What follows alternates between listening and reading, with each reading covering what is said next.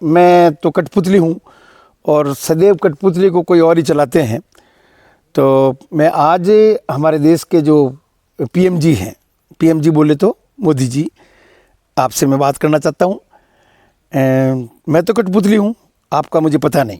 मोदी जी, इस समय आपने एक जनता को जो एक कानून दिया नया, विकसित भारत गारंटी एंड आजीविका मिशन ग्रामीण वीबीजी रामजी, ये एक तरह से रोजगार गारंटी कानून को, जो मनरेगा कानून है, उसको आप ख़त्म करके ये एक ऐसा कानून देना चाह रहे हो। मैं आपको याद दिलाना चाह रहा हूँ, जब मनमोहन जी पीएम थे तब इसी संसद में, जिस संसद में आप ये कानून ला रहे हो, इसी संसद में केंद्रीय मंत्री रघुवंश प्रसाद जी ने मनरेगा कानून को पेश किया। तो पूरी संसद ने मेजे थपथपाकर इस कानून का स्वागत किया।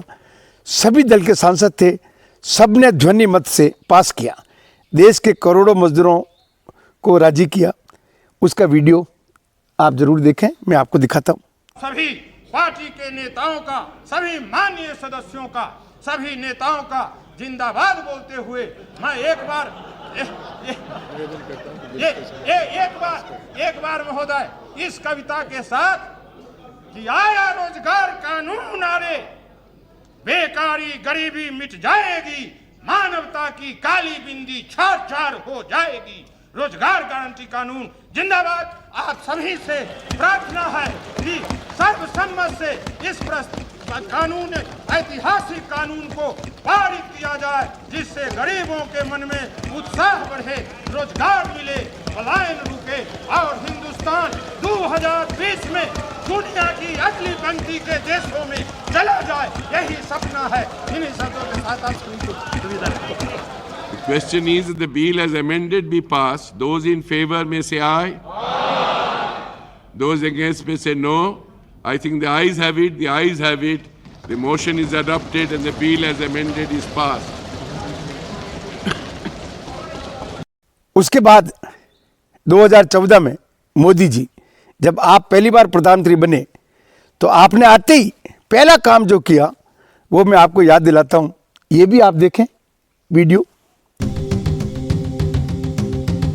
मेरी राजनीतिक सूझबूझ कहती है कि मनरेगा कभी बंद मत करो।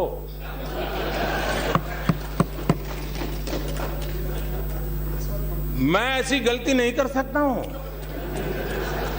क्योंकि मनरेगा आपकी विफलताओं का जीता जागता स्मारक है।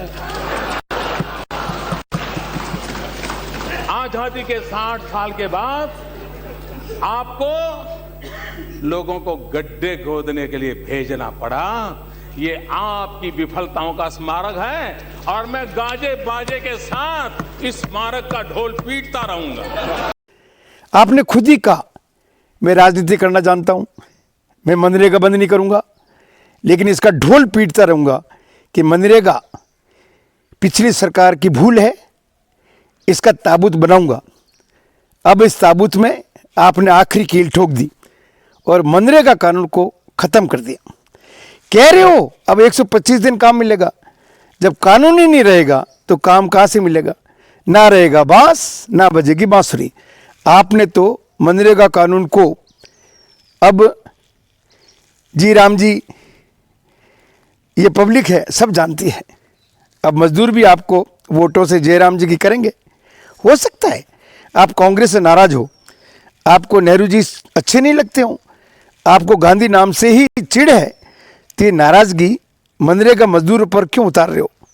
अब मैं आपको मनरेगा कानून और जिसको आप खत्म करके विकसित भारत गारंटी फॉर रोजगार एंड आजीविका मिशन वीबीजी राम जी ला रहे हो, उसकी असलियत भी सुनो।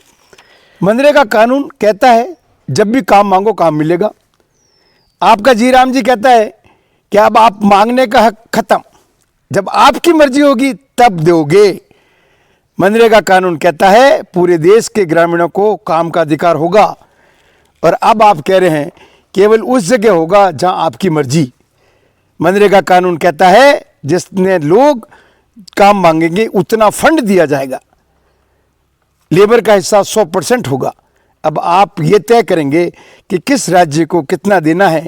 किसी राज्य ने आपके तयशुदा बजट से ज़्यादा खर्च कर दिया तो राज्य भुगते। मनरेगा कानून कहता है श्रम का 100% केंद्र सरकार और सामग्री का 75% केंद्र सरकार करेगा।